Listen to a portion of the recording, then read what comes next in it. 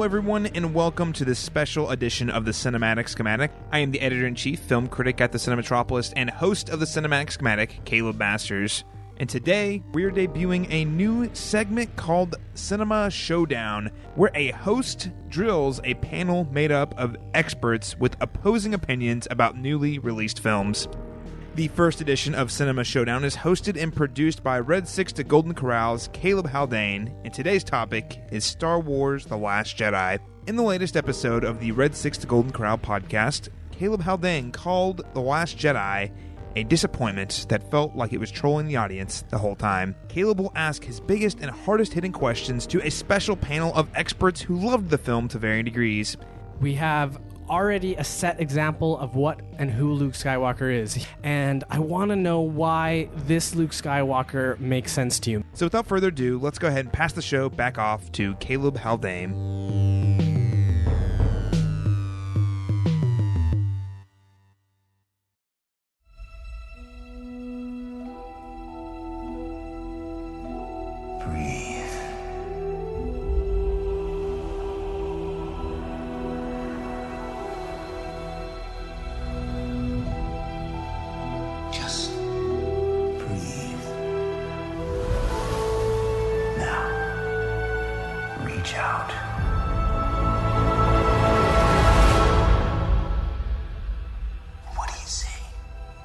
All right, here we are. We're ready to talk some Star Wars, but I want the listeners to learn a little bit about you. So I'm going to throw out some things that I think are important to storytelling, and I want you to rank them. First of all, we have Alexandra Bohannon. Hi. Hi. We have plot, character arcs, subversion. And what I mean by subversion is every story's been told theoretically, right? So the ability to surprise you is still a very important thing, I think, in storytelling, and not to just rewrite something that's already been done. Subversion has been used positively, negatively, but in this case, I just kind of mean the ability to surprise you. So there's also world building and themes. So if you would rank these for me, what do you think you would Sure, rank? yeah. And for the record, dear listener, I'm doing number 1 to me is most important, not number 5 is most important, just so Good we're point. all really clear about that. So for my number 1, I think I'd put character arcs as number 1. I think it's really important that if I can get invested in a character, I want to see where that character goes. And even if the plot is not quite as strong, a strong character arc can kind of make up for that plot, in my opinion. Themes kind of also, my number 2, also kind of go into that character arc. Resounding themes, even if they're themes I don't necessarily agree with, seeing like a cohesive vision by the filmmaker, the storytellers, the screenwriter, the editor, seeing all that come together is really important to me as well. Plot kind of goes within that, my number 3, because, of course, you can have really good character arcs and themes, but if you don't have a plot that's propping them up in a way that people are doing interesting actions, and of course their actions also have like a cohesive, even if like they're illogical as characters, even if in the world the world's internal logic makes sense, which we've talked a little bit about that off air. My number 4 is subversion of expectations. I think it's very important, but we had to rank all of these, so I had to pick one to be number 4, because subversion of expectations, I mean, you can do some interesting things to make sure that the audience isn't bored, to make sure that everyone's still invested and they're not feeling like they're just being spoon-fed story that has really similar plot beats like we did with Force Awakens. I'm not naming any names. And number 5 is going to be world building for me. I think world building for me it's so important, but I've noticed it gone so awry in popular cinema. A lot of times I cannot think of a better example of world building gone awry than Fantastic Beasts. I'm a diehard Harry Potter fan.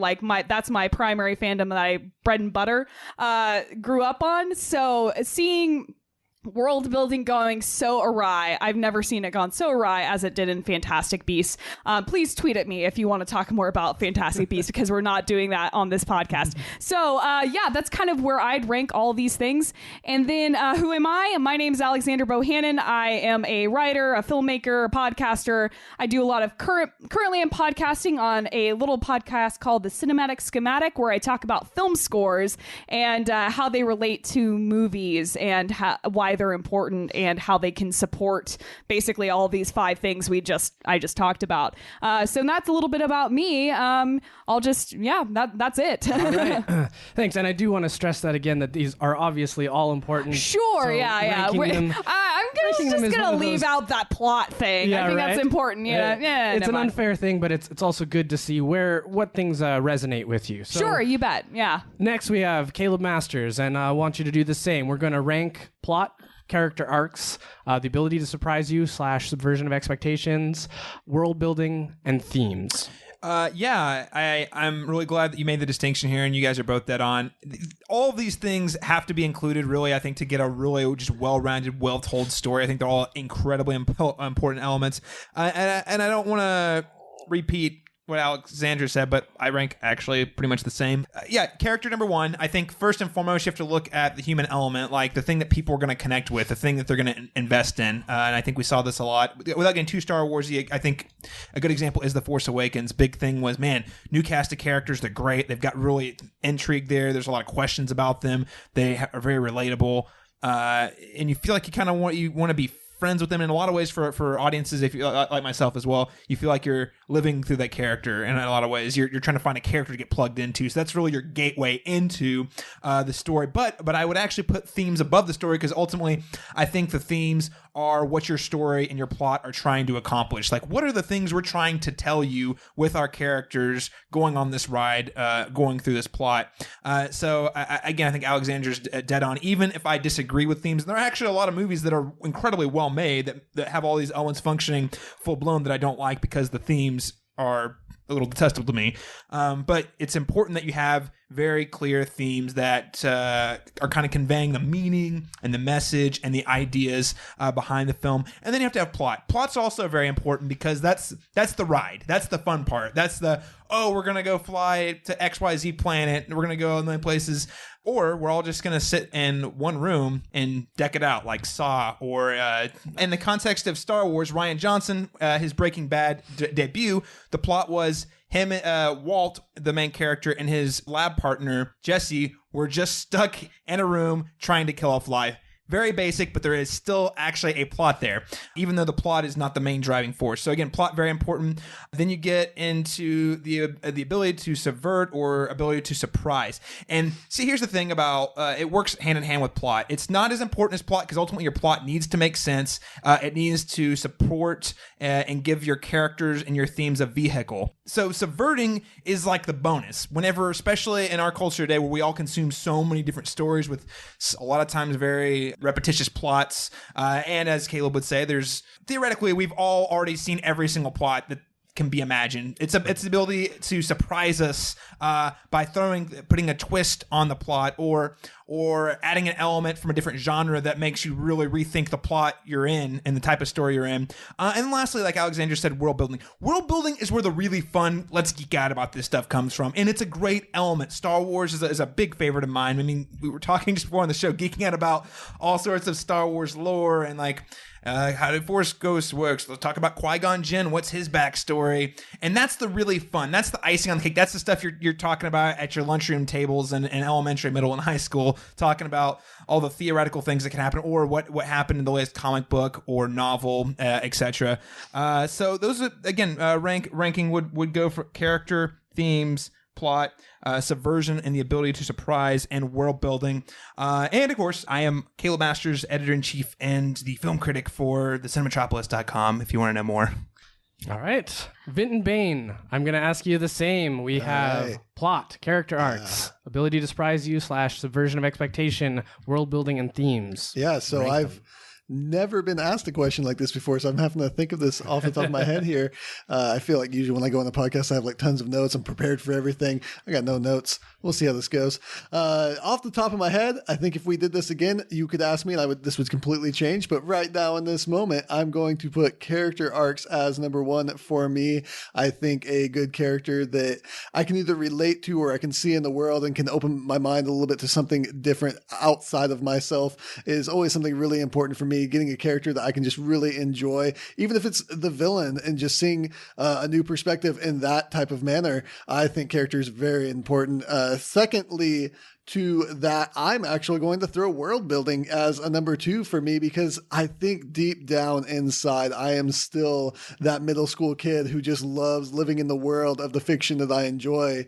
And my favorite thing, like Caleb was talking about, is just to get around some friends and say, so in Star Wars, what would you be? And where would you live? And what kind of world would be your favorite? I remember being in middle school and playing Star Wars, and I always wanted to be a bounty hunter Jedi. And it was because I love world building. I love the idea of seeing what can fit in there, what can't, how could it work, making it work. So I think that's a really strong point for me. I want to live in the worlds of the fiction I enjoy. For three, I'm going to put plot, because plot's very important. If you don't have a plot, you don't have very much at all. You might as well have a video game where you get to choose your own story, and it's a completely open world if you don't have a plot. And you can't do that with a movie, so it would not work. So I don't know what else to say about that really, except for plot is important. Fourth, I'm going to put themes. And the reason I'm going to rank that one a little bit lower is because I feel like when I experience a piece of fiction, I often walk away with a theme only to find out that it's not the theme that anyone else experienced, nor the one that was implied by the creator. And so I'm just like, oh, okay. And then usually I miss the themes that others experience and the one that is implied by the creator. I'm like, oh, that's what it was supposed to mean? Oh, so I feel like I'm in my own little world. And theme, while it is important, I usually don't walk away with the same one that everyone else does. So I'm going to rank that a little bit lower. Lastly, I'm going to put subversion. And the reason for that is because, like we've said, every story has been told. I feel like you can tell me the same story, but the thing that's important for me is while every story's been told, you haven't told me that same story. And I want to hear your version of that story. So I don't need to be surprised necessarily. I can go in, like, spoilers don't bother me at all. I feel like a good story survives spoilers. It's because it's just a crutch for what the movie should be. I don't need a twist to make my movie good. I need everything else to carry it past that point. That being said, I do enjoy a good twist. After experiencing so much fiction, I'm really good at guessing where something's going to go, and I can enjoy it 100%. It can be my favorite thing after guessing everything that's going to happen. And tell us about you. Where can we find you? Well, I am Vinton Bayne, and I love comic books. That's like my main thing. That's what everyone knows me for. Mostly I spend all my time on Twitter talking about comic books to everyone. On Twitter, I'm at Flesh Eater, so come talk comic books with me. I also do a podcast from the Graphomania Podcast Network at graphocast.com. That's GRAPHOCAST.com. Currently, the only one I'm running on that is Read Brave Comics, and it's on hiatus at the moment. But I also do a comic book podcast for the Common Room Radio Podcast Network at commonroomradio.com or wherever your fine podcasts are found under the name Excelsior. And we talk about comic book movies, comic book TV shows, and comic books themselves, just diving into one story, geeking out about it, talking about all the background information, and laughing a lot, making a lot of stupid jokes, and having some fun. I absolutely hate you right now. I have one podcast, and when I talk about it, I'm like, I'm a nerd, and I like to talk, and I talk about things with, I'm a white guy, so, oh geez, there's a lot of us. You have a spiel, and you can actually present all of that information without stumbling over yourself for an hour. I should probably lead with terrible. that information. I hate it. There is a female voice on my nerd show. Yes. It's not just white dudes. Not just white dudes. That's the goal. All right, and I will be moderating this. My name is Caleb Haldane, and you can find me on the Red 6 to Golden Corral podcast. We are some white nerds. Yep, I know they exist. Hey, you're some charming white nerds Very with charming. some good jokes and some great pop culture knowledge. You guys, when I was on your show earlier this year, you pulled one out from underneath me on some film knowledge. And I'm a film critic, so you guys. It's a good time. I would say we used to think of ourselves as just wholly nerd culture, and we're starting to shift a bit to think of ourselves as a comedy podcast. We're really there for the entertainment value, and we really like doing what we're doing. So if you want to Well, thank you very much. If you want to check us out, go to www.red6togoldencorral.com. And I might even throw in there, like, if you're listening to this podcast, you should go to listen to Caleb and his co-host Nick give their review of Star Wars: The Last Jedi, and then go over to the cinematropolis.com and look at our cinematic schematic review of The Last Jedi, and then listen to this, because I think it's... That will definitely give you the why is this is actually happening. Caleb Masters and I had a nice little Twitter battle over our competing shows, because he has definitely one take on his and we take a very different take. like the opposite take, actually. Maybe exactly the opposite. Maybe even polar opposite. But yeah, it was a good time, even chatting with you on Twitter. So we knew we had to make this happen. Yeah, and Caleb, I'm really glad that we can all sit around this table with competing ideas that might not align about Star Wars and share our passion and love for this franchise, even when our views differ. I just throw this out there because one thing that has really been a huge downer for me personally is that a lot of people on the internet have not agreed and have not been able to have a good, healthy conversation like we're having right now about Star Wars, and why, and then now saying very mean things to people who disagree with them, to the point where it's creating a lot of like just arguments and like insults, and like I feel like I'm reliving the 2016 election over Star Wars. So I'm really glad that I'm really thankful that we have a group of friends. But I'd also encourage our listeners out there, once they finish listening to this, if you have someone out there, don't be afraid to reach out to them. Just talk. All right. So we're going to get into the Star Wars talk right now. I'm going to pitch a pretty softball here. This was a nitpick I had. I'm going to explain it in full, and then I'm going to kick it to one of you guys to explain why this nitpick doesn't matter. And it is bombers in space. So we've got a concept of a slow-moving vehicle in space, which... vehicles in space move at whatever speed their engines can drive. Like, there's no reason for slow vehicles in space because there's no mass restrictions, there's no aerodynamic restrictions. So these bombers are slow for no reason, and they also need to get over their target. This to me makes no sense. And while watching this, it was a real big nitpick for me. I was like, why is this happening? Why aren't these bombs just being launched from the planet? Why aren't these bombs being launched from anywhere but directly over top of the Dreadnought? So Caleb Masters, you look like you have something to say. When you're talking about Star Wars, we're living in a universe that does ride a really thin line between science fiction and science fantasy. Science fiction is going to tell you we do need to have some sort of consistent laws and rules and physics and consistency to all of it. I'm not saying those are bad things, but when you're in space fantasy, that's more like Lord of the Rings in space. That's more like space wizards. Space right? wizards. That's what we talk about the Jedi as being a space wizards. Exactly. So this is where it gets a little into the ambiguous territory. I personally don't think it really matters because, one, it just seems like a really petty nitpick. Okay, so it moves slow. Rian Johnson wrote it that way because he felt like it would have the maximum dramatic impact. He needed to introduce a character who was sacrificial, and for whatever reason, that involved a ship that had to take longer to get there, so that we were able to get inside the cockpit and see what was going on and what kind of a struggle the character, the pilot inside the cockpit, or the bomber inside the cockpit, was having to go through in order to drop this bomb that would ultimately wipe out this big dreadnought ship.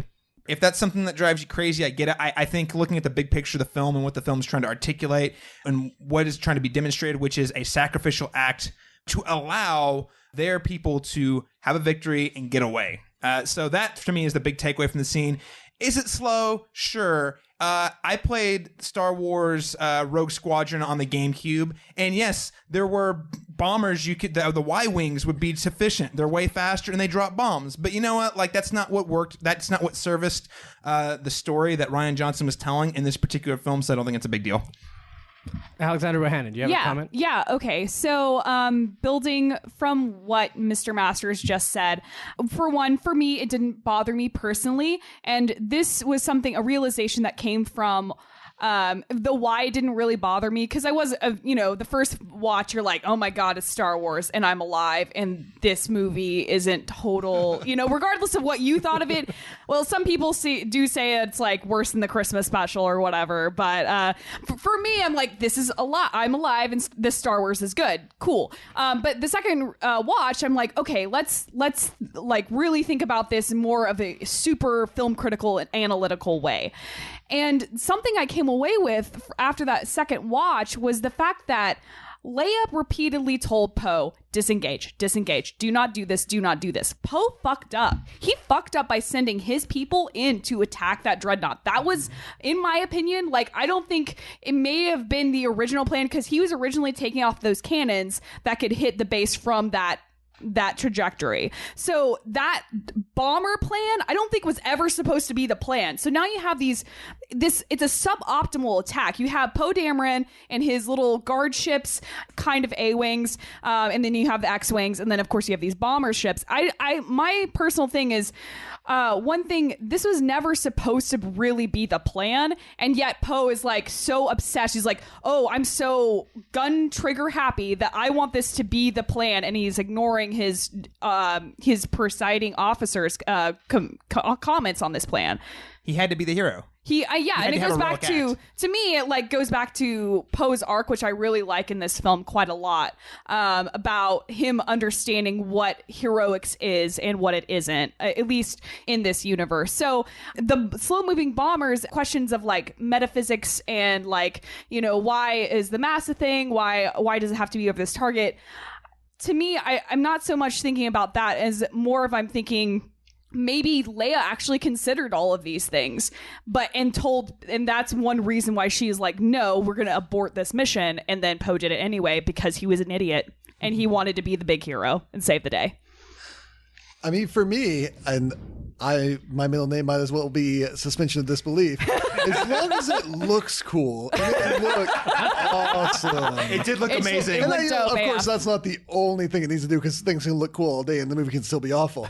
But I mean, I could come up with a million reasons why. I mean, I could like talk about it all day, and it doesn't matter. I mean, I could say, I guess they have shields that keep them from being blasted. Maybe those shields also contain a gravity, and so if you have to get in there and toward the gravity, you have to be close enough. And then once you are, there's a gravity that can drop the bombs. And I don't know. I could talk about it. That sounded like some great BS to me. Like, I love that. That was great. I totally believe it. What is the gravitational pull of the ship? That's a giant planet-sized ship they're dropping bombs on. I'm just saying. Here's the thing, and I don't mean to, beat the horse that I'm a comic book guy, but after 30 years of reading comic books, headcanoning is everything. Yes. So anytime something doesn't make sense, I'm like, oh, I'm just going to mark that as that it makes sense for some reason and just move past it, because you have to do that a lot in comic books. And here, I really liked the visuals. I really liked the plot. I can't remember the sister's name, but her sacrifice in that scene was really cool. It was a really well done scene. I was so engaged that it wasn't until after I finished watching the movie I was like, bombers? Huh, that's weird. But in the moment, I never thought about it. And that's, to me, why it was so engaging. They really engaged me there. Oh, and Vinton, what you said just made me realize this also serves another really critical purpose of introducing Rose's sister. Again, seeing a hero sacrifice herself, but Rose's sister specifically establishes that she's got the other half of her, like that moon necklace. That the yin yang. The super stereotypical Asians have to have yin yangs.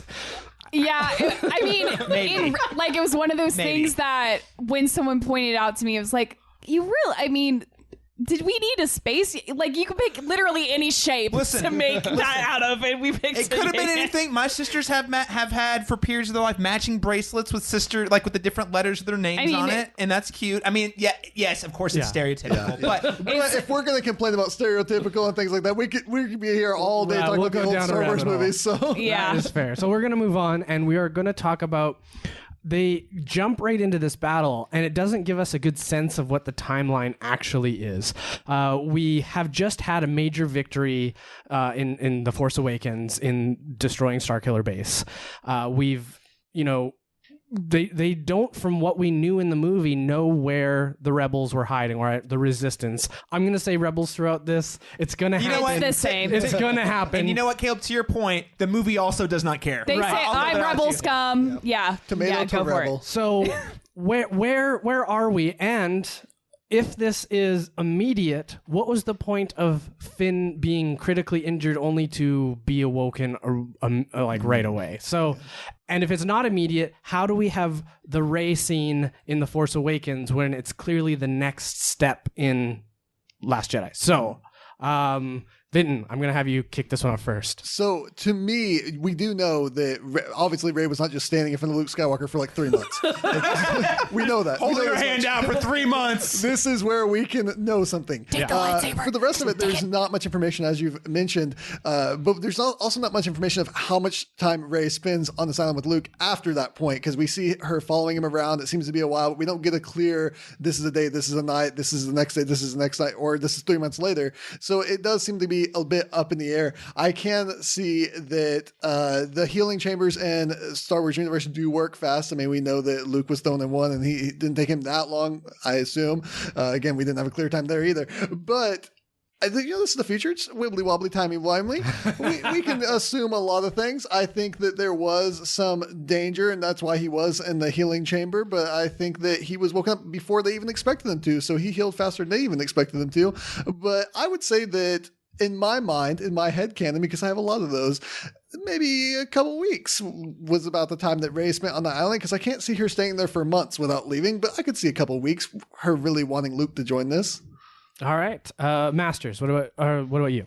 Yeah, so I think Vinton hit on a really good point in passing right there. Was this is a problem that you're going to see throughout all Star Wars films. How long is it between A New Hope and Empire? How long is it between Empire and Return of the Jedi? How long is Luke training with Yoda while we see what's, Han, Leia, and Chewie running away from Darth Vader for what seems like a couple of days max? Like, the timeline is not consistent. So while I do think it's a little fuzzy here, I completely agree. I have some theories. I think I tend to agree with Vinton, which is we have Rey, who's on kind of a different timeline-ish than the rest of the Rebels. The Rebels, it's like this is a couple weeks later. For Rey, we pick up on her with her story like immediately where we left off. And there's and obviously she didn't just train with them for like 2 days. It was probably a little longer than that.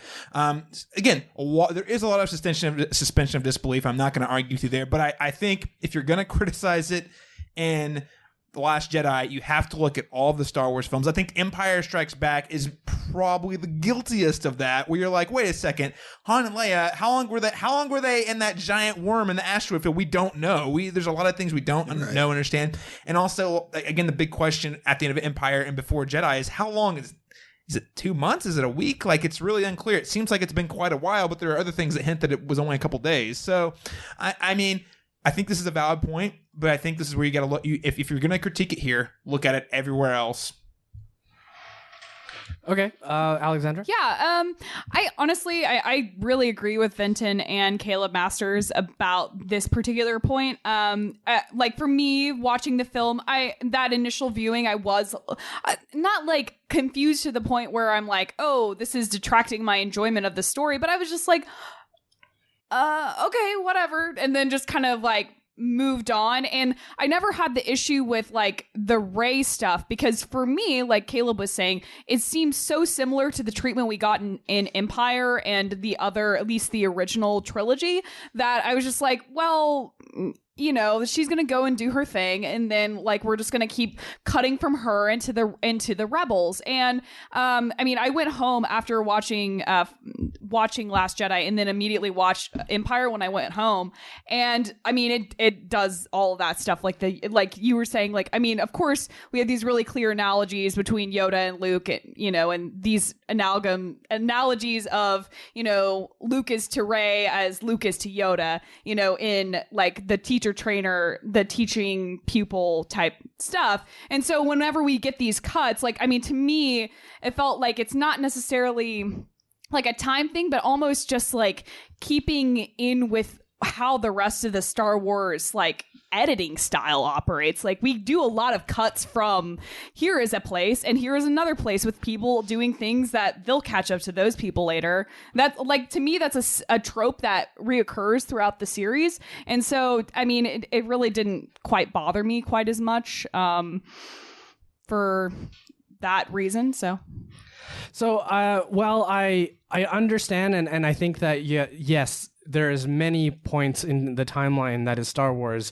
that is unclear. During those unclear moments, we don't have such dichotomies of what was the point of injuring Finn from a storytelling perspective, or what is the point of having a victory if we're immediately going to go on the escape. And I'm actually going to go, Vinton, I know that you had something to say. It might have been on the last point. It may be on this point included. What do you have to tell me? Yeah, well, one of the things I was going to mention is I think we are going to keep coming back to this point. That a lot of the problems for me with this film were also problems with all the other films. And so I think that's something that's come up already with our other guests here, but I think it's going to keep coming up. But with Finn in particular, I think one of the reasons why we had to enter him is we had to separate him from Rey, and he wasn't going to leave Rey at this point. He wanted to be with her. The first thing he does when he wakes up, he's like, "Where's Rey? What are we doing here? We got to track her down." He wants to just run away and get her. And I think, of course, if I want to look behind the scenes a little bit, these are by different people. One person's idea might have not transferred over to the other person. So he takes someone else's idea and says, well, I'm going to use it this way. And so it could have been that they had a completely different idea when they did that. So, you're just picking up the pieces when you come into stories like this. But I think that was the biggest thing for me is I think he had to be separated from Rey for some reason. Well, I'm glad you brought that up. We're going to get more into what a director's ownership is to his own past in a product. But for now, I think, Masters, you have something to say?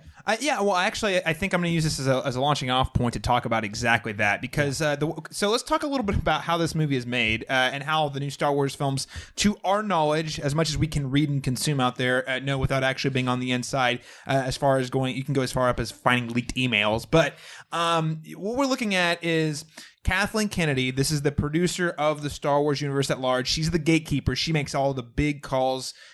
I mean, it's her and Bob Iger. Bob Iger generally defers to her when it comes to making these big decisions. Bob Iger being the CEO of Disney.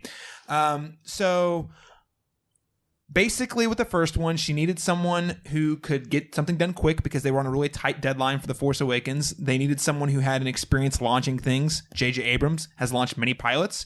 And she needed someone who understood what it was about the original Star Wars that people liked and recreated that. Because coming off of the prequels, fans were not, people generally didn't like. They needed to come back in and say, we're Disney. I know we're Disney. You guys think this about Disney, but we want to show you that we know why you like Star Wars. So they make The Force Awakens. J.J. Abrams is really, really good at breaking things down. He understands how to recreate moments.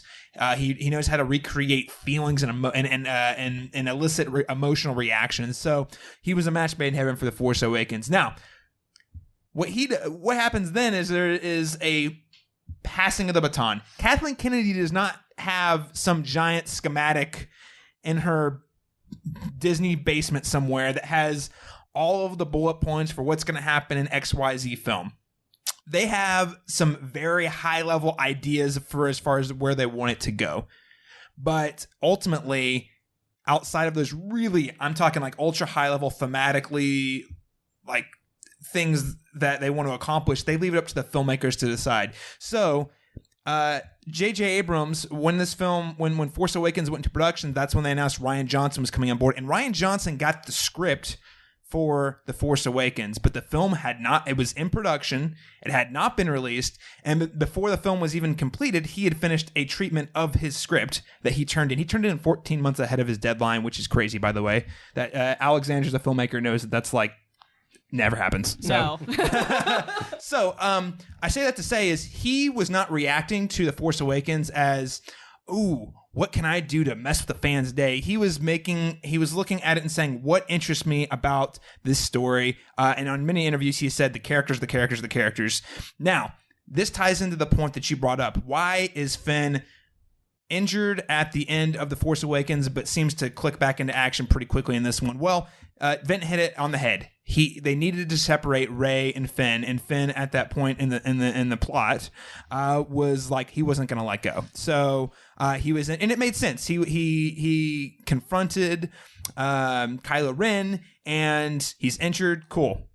Rian Johnson says, "Cool. Well, in the story I'm telling, I need Finn to do this. Okay, so how far can I stretch the audience suspension of belief?" And by the way, screenwriters everywhere do this. They actually pose the question, okay, whenever they run into these kind of hurdles, they ask, will the audience buy it? Will I buy it? And Rian Johnson, being a Star Wars fan, also asking himself the same question. So I think for that particular thing, this is Rian Johnson saying, I need this character here. We don't want to leave him like in a coma for half the movie, but we've got to bring him in. So we're just going to assume that an ambiguous amount of time has passed, and he's in the Bacta tank or whatever they're called in the new trilogy, and it works pretty quickly. So again, you just have to kind of buy that it worked. I don't know. Say it was a day. I don't know. It works that fast. Yeah, and you posit some really interesting questions that kind of goes to auteur theory in like film and in literature. Like who, especially in film, I find this question extremely interesting because, okay, going back to J.K. Rowling, she is the auteur of the entire work of Harry Potter, like books 1 through 7, and then she, movies are their own thing. But like, so she had complete ownership and control over an entire franchise, and she could do that thing where she looks at high level plot points and be like, okay, I can trace these storylines forward and bring them through the entire series. Whenever you have a film and you have so many people with fingers in this pie, like it's so hard sometimes to keep track of like.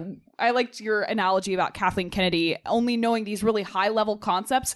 But whenever you get into the weeds, whenever you have a transition of leadership from a J.J. Abrams type, director, and did he write that script? I can't remember. Yes, J.J. Abrams did. Okay, so he wrote The Force Awakens and then transitioning to going back to your Rian Johnson type of director, just kind of trying to marry those two different auteurs who had different perspectives on a work. And I think it's really interesting to see, like, think of the end of this movie. We were set up with this big bad who is the Emperor Light, basically, and then he dies in the second movie. I think that's a very interesting turn of events, which if J.J. Abrams had probably directed all of these movies, would have gotten a death of the Emperor at the end of the third, Emperor Light in the third film. Like, it would have just been like 4, 5, and 6 again, just told differently. And one thing, that's not to say there's no communication. I know both J.J. Abrams and Rian Johnson in separate interviews, different years, have both said, yeah, we had lunch and talked about what we thought. Again, passing the baton. Hey, here's where I left these characters. Here's some ideas I had for where it could go. But hey, it's your playground. And Rian Johnson, at the end of this film, doing the same thing back to J.J. He's saying, hey, I think I set some things up, but do with it what you wish. Yeah. To me, films, especially when you get into like a giant franchise like this with lots of moving parts and different directors coming on each time, it really reminds me of like a one-word story. It's like that improv game where each person contributes a new word. And sometimes you get this amazing cohesive vision and sometimes you don't, but that's it's kind of exciting to see, like how going in, seeing a different person's interpretation on pieces that were set up in an earlier work. Okay, well, anyway, we're gonna move on from that one. Yeah, sure. We've already talked about how Poe blatantly disregards Leia, and we get now an interaction between Poe and Holdo. This is where we kind of start to see this interaction, and I'm confused with this because it's like I feel either he should be in the brig or he should be still having full rank and file, right? But instead we get this muddy middle ground where we don't commit to, is he wrong for doing what he's done, or is he just worth a slap on the hand, And in this time we have our plot starts hinging on the fact that Holdo just holds information back from Poe. Is this something that feels like we're forcing it, or does this make a lot of sense in the way it's constructed to you? I'm going to start with Alex this time. Okay. Yeah, so this one, I'm really glad you brought up this particular question, Caleb, because some of these things I'm like, yeah, that didn't bother me. It didn't bother me. This one actually did bother me. Watching the film the first time, I'm like, the fuck? What? And so I really went in the second time because there were a few questions, and I'm glad I get to talk about some of these because there were a lot of things that I had to take into that second time being like, okay, I need to really pay attention and see what is there something I missed that makes this make more sense to me? And this was one of those pieces of information. So, and it goes back to, slight side note, but kind of not really. Is this still okay? Where I'm not wanting to say this film requires 2 viewings. Everyone should be able to go into this movie, watch it, and enjoy it, and be like, okay, I'm leaving, and be done with it, and not have to watch it again. I'm not saying that, oh, this is like, to understand this text, like this is like a film studies class, you need to watch it like 10 times or something like that. I don't feel like a Star Wars film, deserves to put that kind of stuff on a person, like on a viewer. So that's a side note. So I'm not saying no, go out and watch it again, because that's kind of a rude thing. But for me, why does Holdo hold back the information? So I think that in the film, like the characters inside the film don't know what to do with Poe. Here we have this big action, this big hero, and he does this thing, and he causes a great loss of life, a loss of assets. He really screws a lot of their plans over. Now, I mean, of course it doesn't matter because they're being tracked through light speed and everything. So that whole jump thing, they would have been tracked regardless if they had the bombers or not. So keeping that in mind. But they did lose a lot of people in doing that really ill-fated attack on the Dreadnought. So in my going back to headcanons, in what I'm thinking, and from the film I saw on the screen, Holdo, she doesn't like not necessarily Poe, but the type of man Poe is currently demonstrating him to be, which is, just an X-Wing fighter who gives no shits as long as he can, like, kind of win the day. And it's not like he wants it from a big sense of glory, but because he feels like the only way to be a hero is only one way, and that is to blow shit up and cause a ruckus. And he's not thinking about the casualties, the loss of life, the loss of assets. He's not thinking anything outside of his own cockpit, to quote Leia. So just going back to that idea, Holdo, in my headcanon, is keeping Poe out of the loop because A, he's been demoted. He doesn't need to be in these. I mean, again, it's not very clear in the text, so this is what I've interpreted from all these conversations.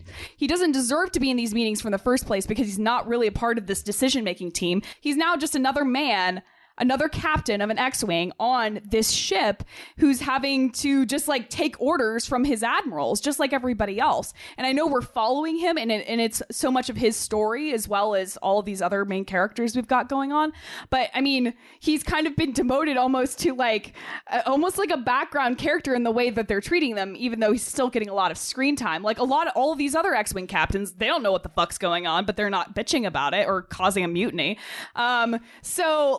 So she's keeping him out of the loop because I think notwithstanding the rank change, she knows he's not going to like the plan because it's so different from the thing he was wanting to do from the very beginning, which is the thing he has the like Rose and Finn go off and do anyway, which is like a big kind of big maneuver that causes subterfuge and all kinds of things, like lots of big demonstrations of heroics, and she knows that he's not going to like that. So besides, the fact that he's been demoted and she doesn't trust him, she knows that this is going to cause way worse problems telling him any of this information.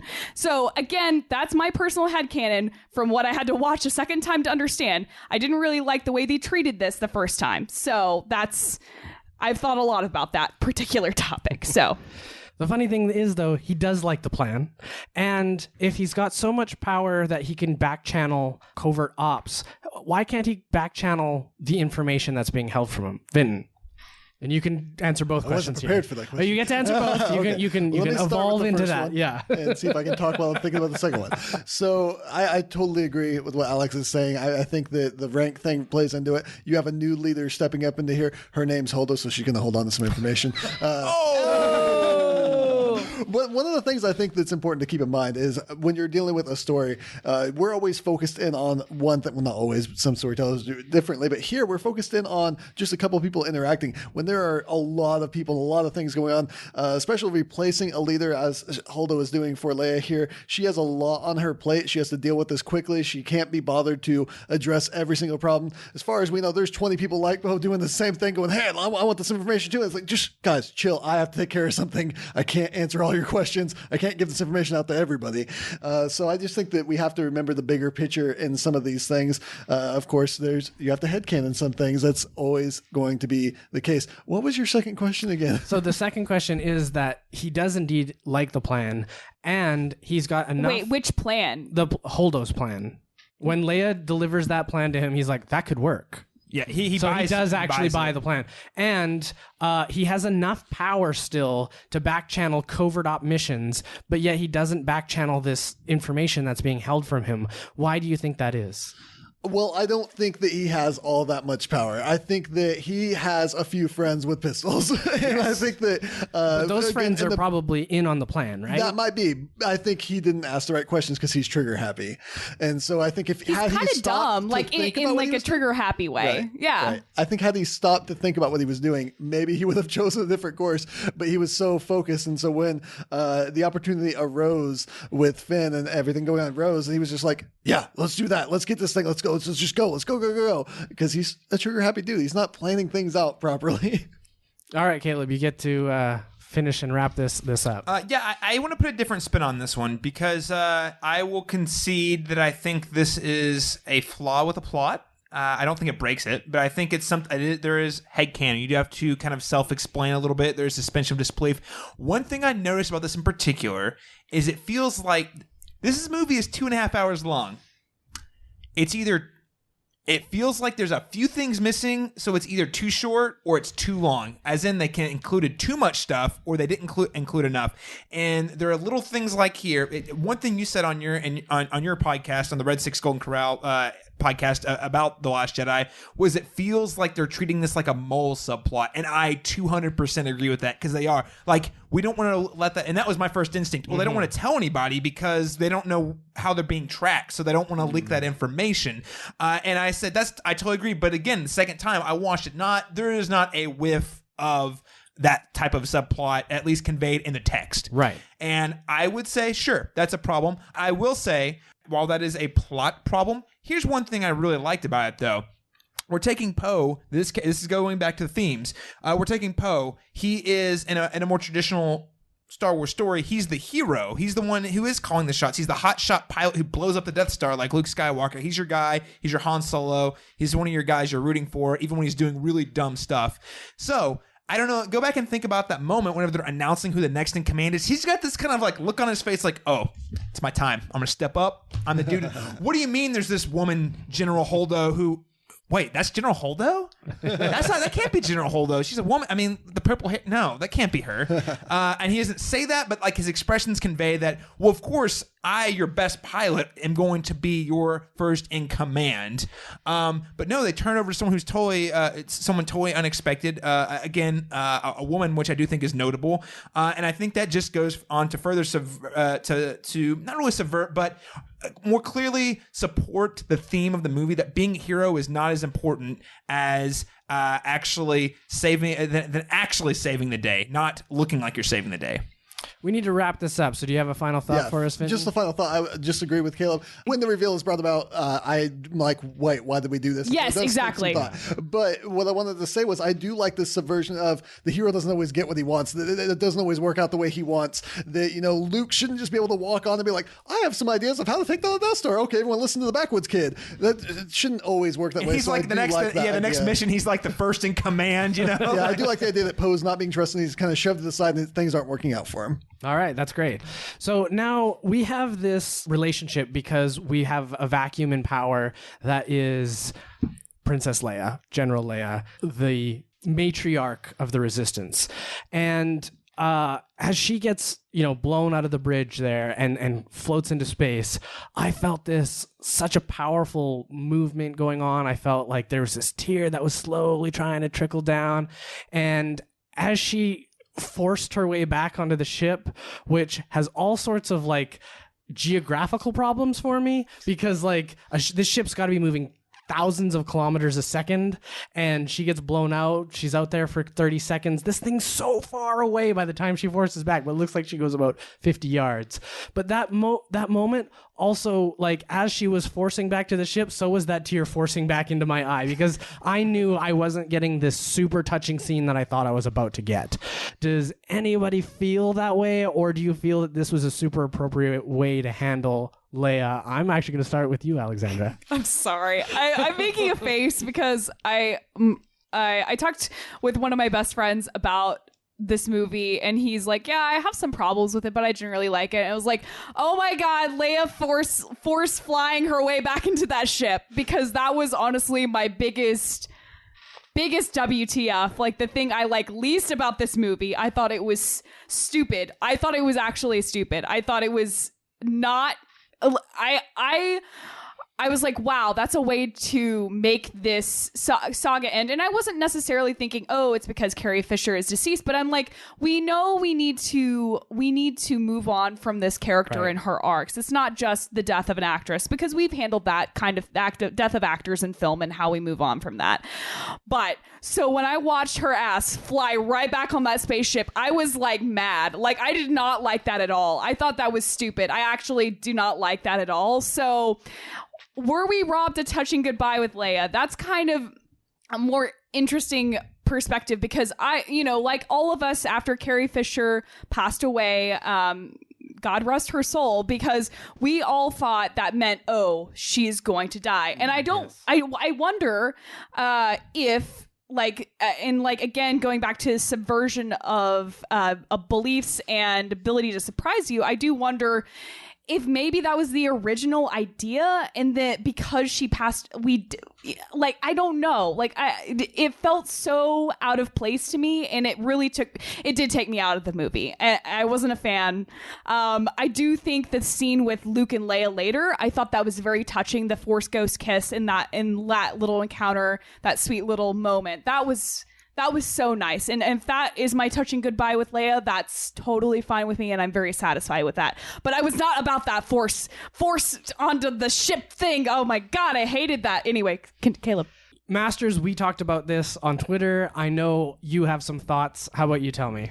It's not my favorite thing in the movie, but I don't hate it. I don't think it breaks the movie. I think Leia has always been hinted at having force powers. We haven't ever seen her use them before, but also when are we gonna get to see her use them? Okay, well, she's more featured in this movie than she was in the last movie, so it makes sense, right? Because she herself did not discover that was a thing she had until the end of Return of the Jedi. So I think it's fine. I mean, is it necessary? No, it's not. But no, neither is most fan service or like Easter eggs. Like, those aren't necessary, but they can be fun. If it breaks it for you, I get it. It's not necessary. This is not important. But I will say I'm indifferent. I don't think it really adds much, but I also don't think it hurts anything either. Now that said, I don't think when we're getting into the bigger picture of are we robbed of a touching goodbye, I can say right now, and this might be me being really arrogant, I was pretty confident that Leia was not written to die in this movie. I was 200% sure, and I was also, because I know Rian Johnson's work, I am a Rian Johnson fanboy, as you'd put it. I knew he was the type of director that would say, I don't want to change the film because she passed. I think we're honoring her memory by not changing. I don't know. It was just something I was like, he's that type of director that would say that thing. Yeah. And then, of course, this all goes through. The movie comes out, we see it, and then all the post interviews, they ask him that question, and he says, "Me and Kathleen Kennedy sat down, we talked about it, and we felt like the moments that she has later in the film, specifically the one with Luke, was worth her sticking around." So again, I'm pretty indifferent to the controversial her La La Land force pulling herself back to the ship. Will anything change for you if you find out they kill her in the crawl? I mean, here's the thing, though. I don't blame anyone for that. This is just life, guys. I hate to say it. What are they going to do? Write her out in a really cheap way and take away from the story in The Last Jedi? Or CGI her in the next one? No, they all already said they're not going to do that. They're not going to do that. They have the rights. They own the rights, but they have promised the community they won't do it. So what do you expect them to do? And I don't think it's fair to fault this movie or fault the filmmakers or anyone. This is just misunfortunate circumstances, and if anything, it's most unfortunate for Carrie Fisher's family. And it's a bummer. I think a really cool way to pay homage is maybe you reference it in the crawl, and the opening scene is a funeral that is very heartfelt and touching. I think that's a really, really great way to still honor that character and honor Carrie Fisher without necessarily disrespecting what's come before it. And that'll be a satisfying goodbye for you then. For me, that would be very satisfying, knowing given the circumstances. Vinton, you've got a lot to unpack because we've added quite a bit as we've moved on. Yeah. So. I feel like my comments are going to be pretty short because I kind of fully agree with Masters on this one. I'm mostly indifferent to it. I think that would be a great way to do the send-off. I hadn't really put any thought into how they were going to actually do that. For me, when I watched the film, the death was not pulling on any emotions because while they had said that they weren't going to change anything because of her death, I was like, but won't you? And when I saw it happening, I was like, oh, you're doing it. I don't know if I'm going to like this. And so I was just so worried for behind the scenes stuff, I kind of lost my moment in that to have any kind of emotion to not enjoy, but to, feel a good goodbye to Leia in that moment. And I will admit, we haven't really said this yet. I'm sure other people feel this way because I haven't read a lot of comments yet. That force pull looks real cheesy. I did not like the way it looked at all. That being said, I do believe that she could do it because, like we've mentioned, the force in her has been referenced before. She can feel these things. So it was nice to see her have a bit of power with that last moment, knowing that she needs to pull back and knowing that there's something to be done. I am really interested to see what they do now that we don't have Carrie Fisher, sadly. But the moment I'm mostly indifferent to. I do like that she came back because I was like, oh, okay, cool. You didn't just write her off. There's something here. And of course, as we've already mentioned again, the later things I really enjoy. Yeah. And that's to say, like, while I didn't like the force flying back on the ship, I do agree with Caleb that I feel like with your points about how that death sequence is probably going to place. And then I'm really glad that you just confirmed what I was thinking about honoring Carrie Fisher's memory, because I feel like that having her live throughout the rest of the movie, despite me not liking that particular sequence, is a better way of honoring her as a person and as an actress and an integral part of Star Wars. I don't want to belabor the point, but just imagine if we didn't have that scene where she sees Luke Skywalker's projection, he hands her that Han Solo's dice. Like, that's the closest thing we got to a reunion between those three characters. And I teared up. I mean, I'm almost tearing up right now. Like, it's a really touching moment. And if they were to kill her on the bridge, we wouldn't have had that. And we wouldn't have had her being an inspirational figure for even Poe later in the film. So, I would also like to point out that it was a good moment with Kylo when he saw that go down. He pulled up. Narratively, there was a cool moment that happened there for her being thrown out in the first place. Sure. And I will say, that's the sad thing, is the one thing is because they're not changed. They didn't really change anything. That's the one thing that kind of stings a little bit. That moment where he does not blow up Leia in his moment to do so felt like they were setting up for that to play out in the third movie, being Kylo's last challenge to overcome, to really just fully embrace the dark side. And obviously we're never going to see that. Right. All right, so I have a problem with the Finn and Rose storyline, being that it actually doesn't advance anything. This is a wild goose chase for apparently anything, not one thing in particular, just a wild goose chase for something, and then ultimately it doesn't affect the outcome of the overall resistance. So is this plotline meaningless, or does this give us something that is not more relevant to characters than it is to plot? I'm going to start with you actually this time, Masters, and let someone else anchor this one. Yeah, so does this advance the plot? No.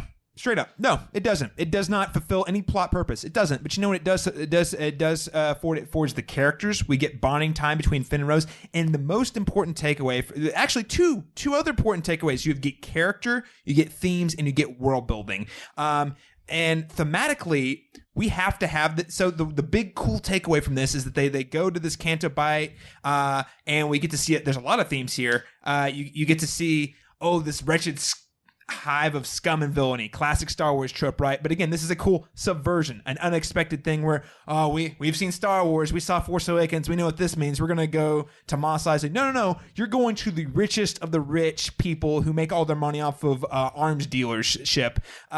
And to Rose, who as a person who has been abused by those types of people her entire life and put down, or not put down, she has been subjugated. Subjugated. Thank you. That's a great word for it.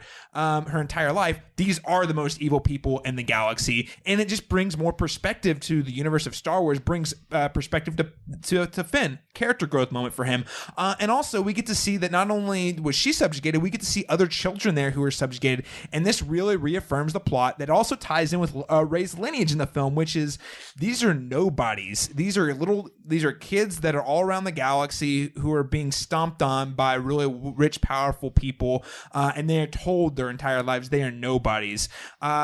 Rey is a nobody. The fact that her heritage is, at least according to this film, and I tend to believe Kylo Ren is face value in the same way we believe Darth Vader is face value in Empire Strikes Back, that he's right. that she is a nobody. And that's the cool thing. The Force isn't just for the exclusive, ultra-powerful bloodline. It's for everybody. So when we see that moment at the end of the film where one of the stable boys just like very nonchalantly uses the Force to grab a broom and looks up at the moon in the same way that like Luke and Anakin Skywalker looked up at the setting suns in Tatooine is amazing. Vinton, add to this. Yeah, so for me, it is... Is it plot relevant? Is it driving the plot? No. But I do like that subversion again, that not everything works out the way the heroes want it to. And again, I'm going to say this, it's really cool. I really enjoyed the whole sequence while it doesn't add as much. But that last scene that Caleb was just talking about, Masters was just talking about with the kids, this is showing us that this is where the myth of the rebels is growing, that we're getting, there's more of them out there. So sure, it's just these few now, but the story is being passed on. The story is being pushed out into the farthest reaches of the galaxy, even in kids like this. And there's more Force out there. There's more out there. And that did something to me emotionally. I was just like, this is so cool. I really like this idea that this story is going out and people are getting interested. People are like, yeah, we need to stand up. We can stand up. It's empowering to hear that there's someone standing up and these kids are like, yeah, we can do this. We can stand up. But aside from that, the whole scene's just a lot of fun to me. I really enjoyed watching it. And so I think that's just a really big thing for me. It doesn't have to be necessarily crucial. And I understand a lot of people say that this feels like two different stories put together, like this is like a secondary movie thrown in here. But I think we've had that before in the Star Wars universe, especially Empire, where there's been two different plots going on at once. Well, that might have been more important. This one was super enjoyable to me, and that's what I look for. So, all right, Alexandra, how about you anchor this down? Anchor it down. Okay, so I'm gonna go for a little different perspective, because one thing that Rose says at the very end of that sequence, right after she stops riding the goat horse dog, is she takes their heroes disheartened. They look like they were defeated, and I can't remember if Finn says something first, but basically Rose says, and now it's worth it. And to me, that really anchored that entire sequence for me, because, sometimes we get so caught up, again, going back to these themes of what is heroism. We get so anchored into what heroism looks like. It looks like blowing up a Death Star. It looks like doing these big acts of sacrificial hero stuff, which we get later whenever Finn tries to sacrifice himself, and then Rose denies that opportunity, I guess, for some no better words than that.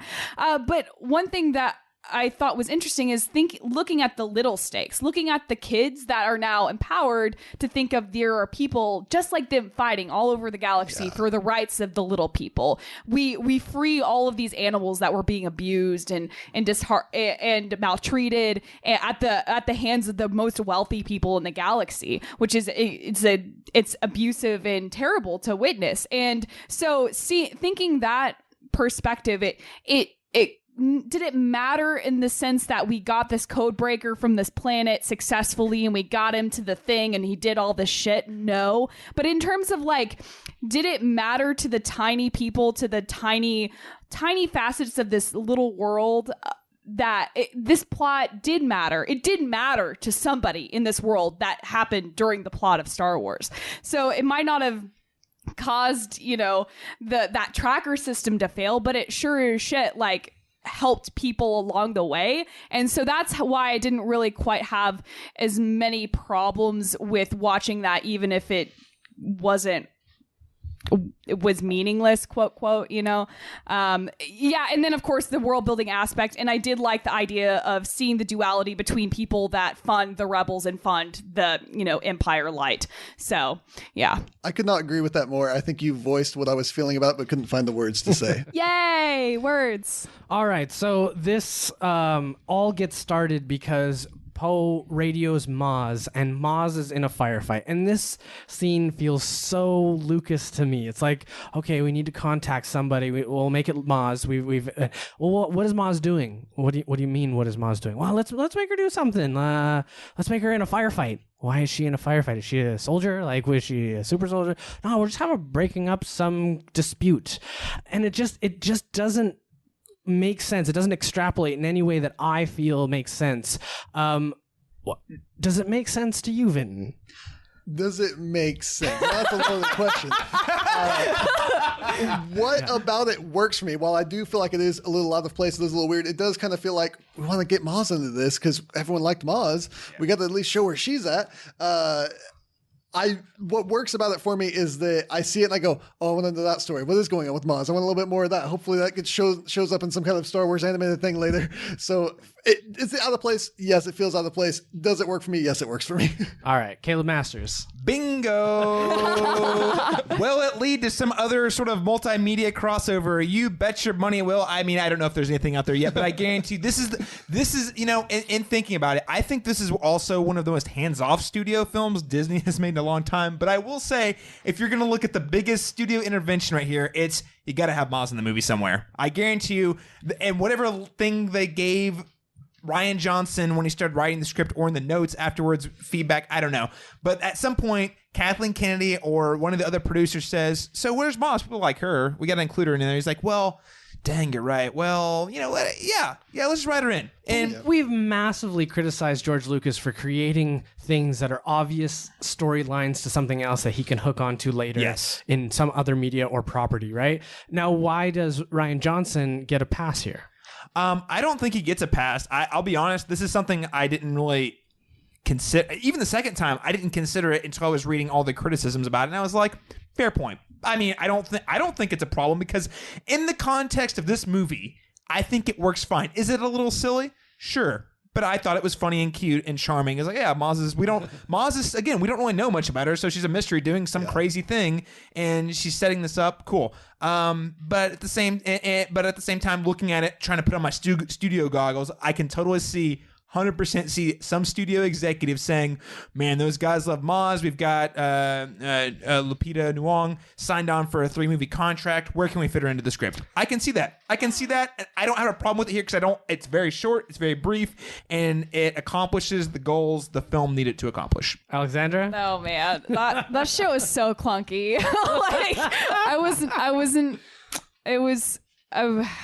It was fine. I'm like, it's one of those situations. I'm like, okay, if you guys had to do it, sure. It got us to the plot point on the planet. I mean, basically that whole section. I mean, okay, putting on, like, think of Star Wars internal logic. Like, if I were Rose in this, or not Rose, but because I didn't know Maz, but like if I were Finn or Poe, it's like, oh, I'm gonna call my buddy. My buddy does this thing. Yeah, maybe my buddy knows this thing, and then you call up the buddy, and the buddy's like, oh shit, I'm not available, but I do know this guy. Yeah, you should call this guy. I mean, it's kind of like one of those situations. It's a little more. Like, I hate saying it's kind of more real life, but it's like that kind of clunkiness of real life, of how, you know, you simplify stories when you tell other people like something that happened to you, because it's harder to explain, oh, my uncle's brother did this thing, you know, and that kind of like is included here, and it's not like, it's not very, you know, it doesn't flow well, and it seems out of place for sure, like studio goggles included. But yeah, so I mean, it's one of those things that happened. Okay. I mean, I think the best joke of this whole scene is that later in the movie we find out that at some point in the history of this Star Wars universe, Maz fucks Justin Theroux. So that's all I need to know. Hey! Right there. Speaking of Justin Theroux, hey! Our next question is, does the man with the lapel pin not matter? Justin Theroux, like, there's one man in the whole galaxy who can crack this code, but just take anybody? What does that mean to you? Well, firstly, I want to just say that I don't think she ever says there's only one man who can crack this code. She says she knows a guy she trusts to crack this code. And I find it hilarious. Again, this is me indulging in things I appreciate about Rian Johnson. I can just imagine him sitting there at the script board thinking, what if they go to this thing to find a hacker and they don't get the one they want, but they get another guy? Which is exactly what happens. Like, they're there for Justin Theroux. They find him, but then they get just pulled out of their grasp, locked in this dungeon, and they just happen to find this other weird, crazy hacker guy. Is it Deus Ex Machina? Maybe, but it's so much. I had a lot of fun with this whole thing. And I got to see Benicio del Toro chew the scenery, but not chew the scenery so hard that it broke my suspension of disbelief. I appreciated that kind of his performance, and I did feel legitimately bad that he betrayed them. I know I should have seen it coming a million miles away from the get-go. Especially the second time, I was like, boy, how did I not see it coming from the get-go? But like, I thought it was like, the first time I was watching, I was like, damn, it hurt when he betrayed them, even though, and again, in retrospect, like, wait, they didn't find the guy they were looking for. They just found a guy who could do the same job, who then stabbed him in the back. All right, so Vinton, why do you think the guy with the lapel pin matters or doesn't matter, and why that matters or doesn't matter to Star Wars? It's funny because I put subversion at the end of my important things, but I keep bringing it up here. It was a good twist for me. It was a good things don't work out the way you want them to work out, and I kind of like that. I do like that they do put in this, that they're really trying to do it, but they're under a time crunch, and so they have to work with whatever they can get in that time limit because they know that it's going to run out of fuel. Everyone's going to be lost if they don't do these things quickly. They run into the Taurus character, and they don't trust him at first. They're like, no, we're not going to do this. We're not. And finally, he breaks himself out and he's like helping them, and they're like, what choice do we have? It seems to be like our best option, and it doesn't seem to be a bad one. So I buy it. I guess that's where I end. I buy it. Alexandra?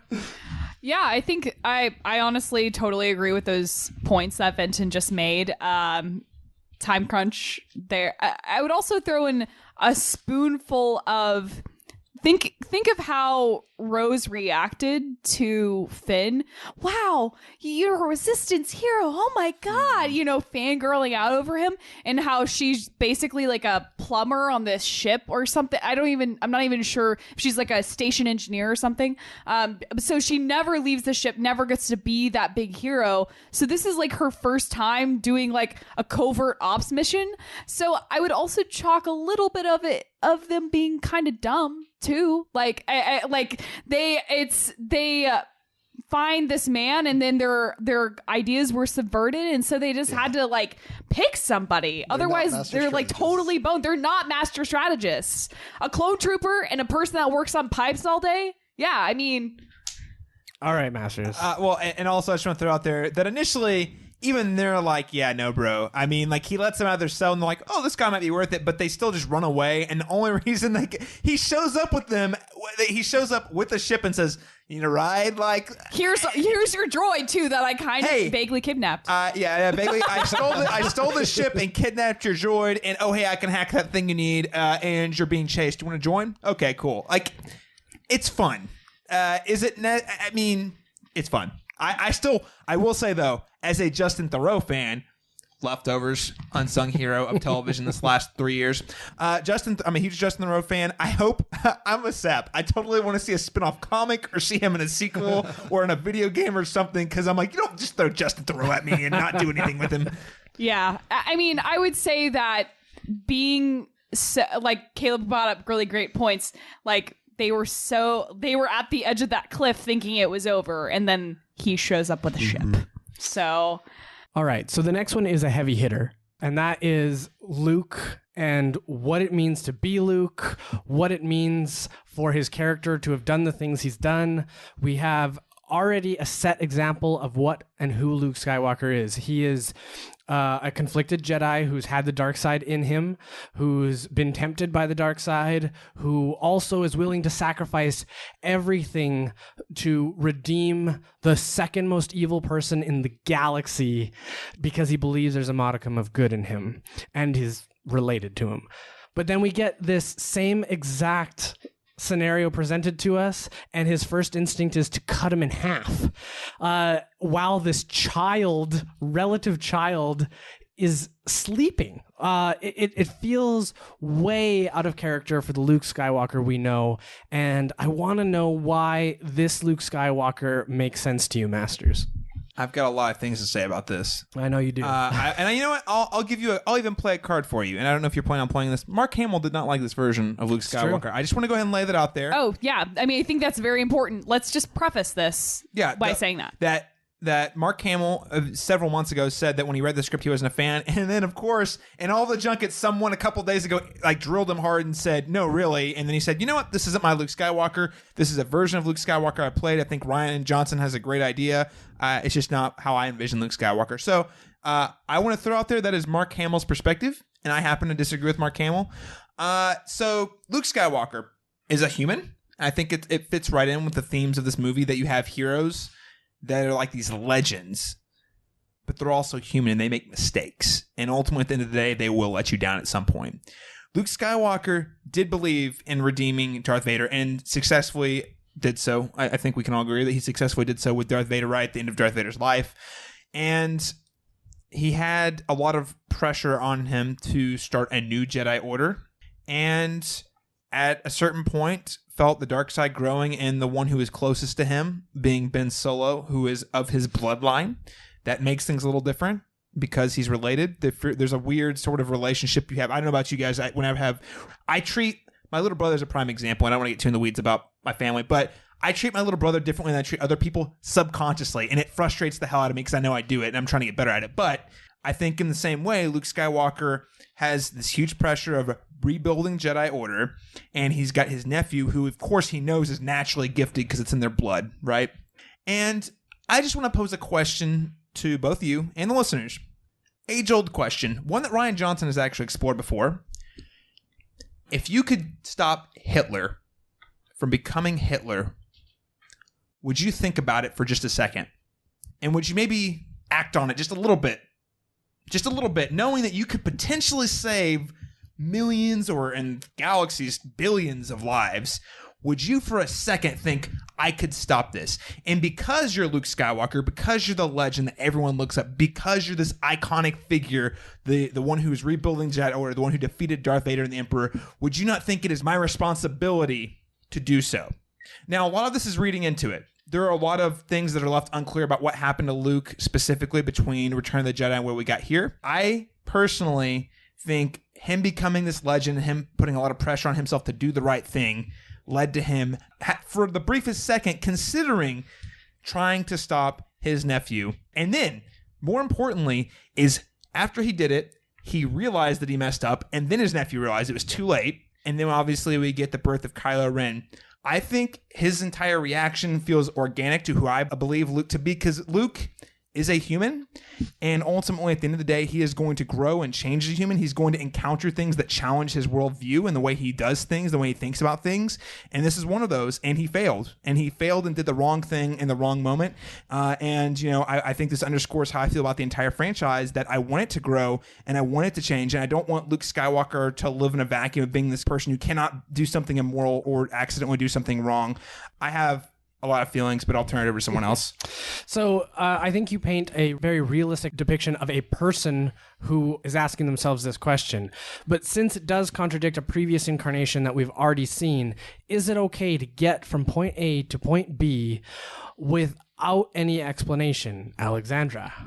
Like, what's the big contradiction? What are you? So we have someone who is willing to self-sacrifice, go to the Death Star, save Darth Vader because he felt there was some good in him, and yet he's immediately willing down to slay a child who is basically all the exact same properties, but couldn't have been as far gone as Darth Vader.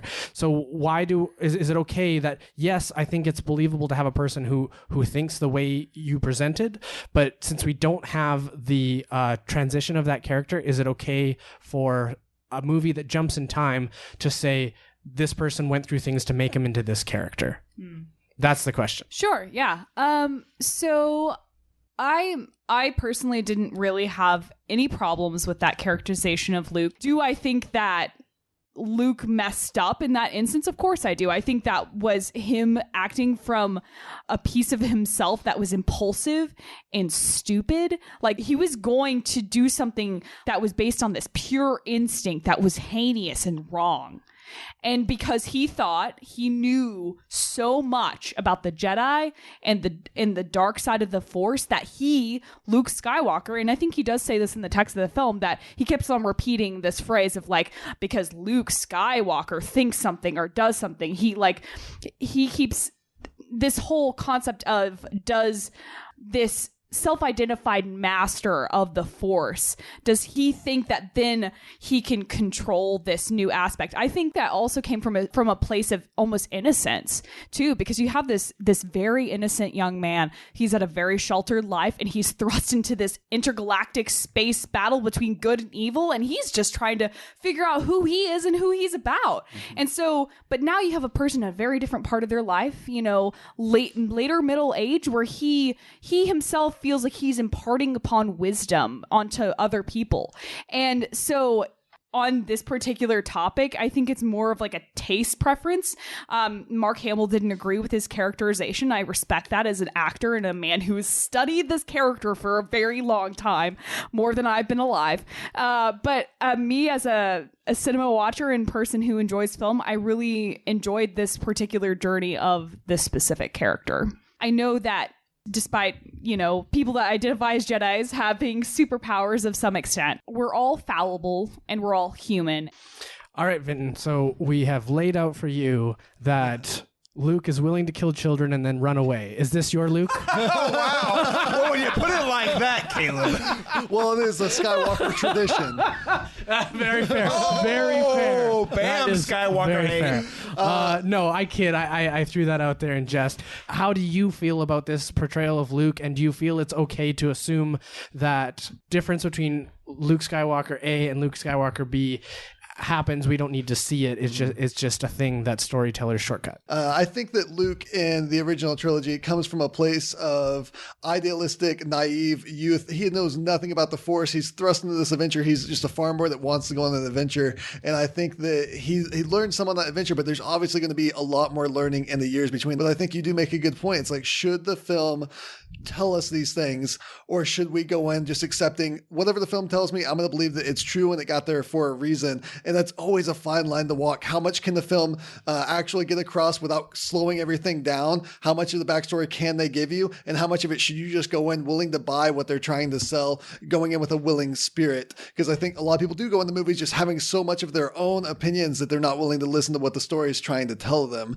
But on the other hand, the film should tell you certain things and get things across without expecting you to have to do tons of research or fix a ton of things for them. They shouldn't put that burden on the watcher. But for me, it just really falls down to the age things. Things change with age. I think the family dynamic is a great look. The son, the father, how things change that way. I think that, the Jedi has always been deceitful, and to me, they've always been manipulative and controlling in a lot of ways. So I've always been more of a gray Jedi myself, because I just don't see how either one of them is that great. And I think when Luke learns about the Jedi, I think he does touch on this in the film. The more he learns about the Jedi, the more he is disenchanted, and the more he's, more of his father and himself. And he's like, what am I going to do? And then he sees what could be this great destructive power, maybe even more than Vader, to the point where he's like, there's no saving this. I have to do something. And he makes that mistake. All right.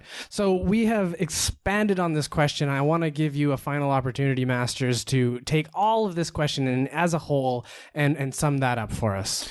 Well, I do want to add one more thing, which is to say, I think this Luke's journey very much fits in with the theme, and I think it's aligned. I think that for me personally, I think the idea that Luke Skywalker, this guy who was thrust into this universe of the Force he didn't understand, he had to self-teach himself. Imagine he had Yoda and he had Obi-Wan, both died in the trilogy, so he had to do a lot of self-studying and a lot of discovery of the books. There's a lot of things he had to learn on his own, and he is fallible and he's a human. And I think in shifting in his role, he developed an ego, and he also has a weird he doesn't know how to handle his relationship with his nephew. And he even talks about how he feels so heartbroken how he betrayed Leia for misplacing her son. Like, it clearly was something he took seriously but didn't know how to handle, and he wasn't ready for it. So ultimately, at the end of the day, I think that you do have to read into it a little bit, but I think as humans, all of us around this table, humans, understanding that over 10 or 20 or 30 years we change as who we are and what we think about things.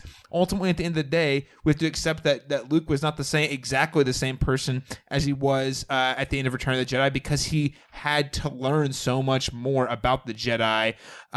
And one thing I want to add that I think makes his point in this film so important is it really underscores the theme that I personally connect with and think is so valuable, which is whenever you're trying to create something new, sometimes you have to burn down the old thing. He realized the Jedi screwed up majorly, but he also at the end of the day kept the books, and he still kept all these lessons. And even when he has that conversation with Yoda, he's not saying we need to destroy it all. Like that he comes to this realization that the Force is important, but also like maybe it wasn't what we thought it was, and maybe the only way Rey's gonna understand into this is if we just let the old ways die. And maybe it's up to, we'll give her the books, we'll give her the information she needs. I told her everything I can, but at the end of the day, she's got to let Skywalker go. She's got to let Han Solo go, so that she can create a new version of the Force. As Luke says, it's not all Sith and Jedi. It's not light side, dark side. And I think one thing this film does really well is it breaks down those binaries and really looks and says, hey, everybody is fallible. Everyone makes good decisions and everyone makes bad decisions. Kylo Ren is a very human character who does a lot of terrible things, but at the end of the day, there's good in him. Just like with Rey, there's a dark side within her. So at the end of the day, I think Luke's journey really underscores a lot of those themes that are valuable, and I don't think it ever betrays his character in the process. Yeah, so one thing I did want to bring up, and forgive me if I'm totally taking the steering wheel for a second, but I did want to bring up the Jedi texts and how we get I'm sure we're going to talk later about some Yoda Force Lightning Ghost stuff. But for specifically for the Jedi texts themselves, one of my bigger problems on the rewatch personally was the idea that Luke goes to the tree. He's like, I'm going to set this tree on fire. Yoda's like, no, I will set it on fire. And they're like, yes, let's watch the old ways die, because that's a theme, is like we're regrowing new things. Yeah, I'm actually going to cut you off. Oh, yeah, go for it. If you want to move to that. We are going to move to that right now. Cool. So I am going to present this question, and we're going to go right back to you. Okay, cool. So, yeah, you got it. Yoda uses lightning, and to me this is universe shattering. This changes so much, because now to me I feel like Force ghosts are really the only thing that matter. If we go ahead and send Rey off to fight Kylo, that's irresponsible, because the Force ghosts will just wear him down. They will eventually win. They're invulnerable and they can cast lightning. You can't always stop that. He's gonna have to sleep sometime, right? So we debase all things down to Force ghosts change the complex of things. And for such a throwaway scene, for such a scene that is, a parable of showing that there's a journey and you need to get rid of the past, and to do this, we could have had this done all through dialogue, and we've had this done through dialogue. This would have been a trope that we are actually referencing. Instead, we want to put a twist on this trope that actually changes so much, and it really discouraged me. First, my acknowledgement of the Force Ghost thing. The first thing I thought of was you expanding on that is kind of like the logical conclusion of what we experience in modern day war with like drone warfare, which I find that's kind of like an interesting parallel, but I never thought of before the second in time. Like, it sounds kind of ridiculous to be like, yeah, let's have all of our battles fought with Force ghosts. At the same time, it's like, I feel like, 20 years ago, 30 years ago, we could have been saying the same thing about like modern warfare. So I do want to talk about that, because like, hearing you explain it that way, I'm like, maybe that's not quite as ridiculous as a question as I might have originally thought of. But my big kicker, because, I really enjoyed that scene. That was one of my favorite scenes of the whole movie. Sorry, Caleb. Caleb H. But mostly that was because of the character dynamics between Luke and Yoda, and how Yoda was a freaking puppet. It was that hard to get Yoda to be a puppet, and just that itself was incredible to me. We've talked a lot about how Mark Hamill didn't agree with his characterization of Luke Skywalker in this film, and I do think it was interesting. Soon as Yoda gets on the scene, we get into the same master pupil dynamic. Like it felt like the middle of Empire for me. Yeah. And I love that part. And I think that was a nice little piece of contrast to show us that even though Luke is this like hard ass, grizzled old man who's seen too many things, like get Yoda and get someone that has had superiority and seen him at his weakest points. He gets back into that training mode. It's just back to that kind of father-son dynamic. As soon as you're around your dad, if you're like a 50-year-old man, you are a kid again, like in your parents' house. So anyway, I really like that. But my big beef with this sequence was the fact that We have the tree. Yoda, Force lightning aside, Force ghost aside, he zaps the tree, but he knows the books are gone because Rey's got him on the Falcon. And so in one of my biggest problems with that, doesn't that kind of subvert the theme of passing the torch? Because it's like the texts are inside her and Luke is like, that is true. But yet she has taken the texts. I felt that was just some weird storytelling because it's like, we want to have our cake and eat it too. We want to say, yes, have the old ways die. But Disney's like, oh, but Jedi sells shit. If we put Jedi shit in Target, it sells toys and stuff. So it's like, to me, it's like trying to have it both ways. And that made me really sad. It's like, okay, if we're going to commit to having a whole philosophical religion die, let's just fucking actually kill it, and that irritated me, and I don't know if you guys felt the same way. Vinton, did you feel the same way? Actually, I didn't. Yeah. Okay, no, I'd love to hear. Love to hear why. I mean, I don't necessarily fully disagree with that. I think it's a good point, but for me, it was really cool when I saw the books, and I was like, "Oh, they're still there," and I was like, "Yoda didn't mean they were within her; they meant they were with her." Because he said you it's troll. with her. So I like that that's Yoda. That's always been Yoda. That's always Yoda. Yoda has always been like, "I'm going to trick and manipulate you because I'm a funny old man," and. You troll. Just mark it down to Yoda being a troll. Yoda works in mysterious ways. He is kind of a troll.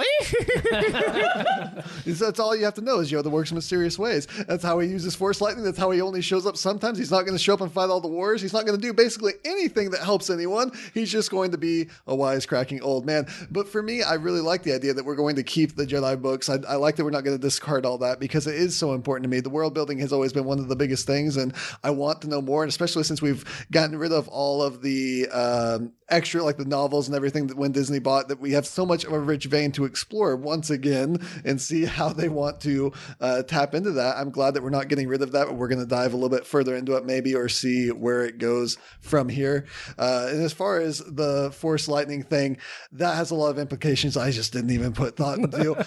The Force ghosts have always been weird to me because it's like, why don't they just always show up and tell people what they need when they need it? It's always seemed really unnecessary. And I'm like, why is this a thing? I think the ghosts since the beginning have just bothered me.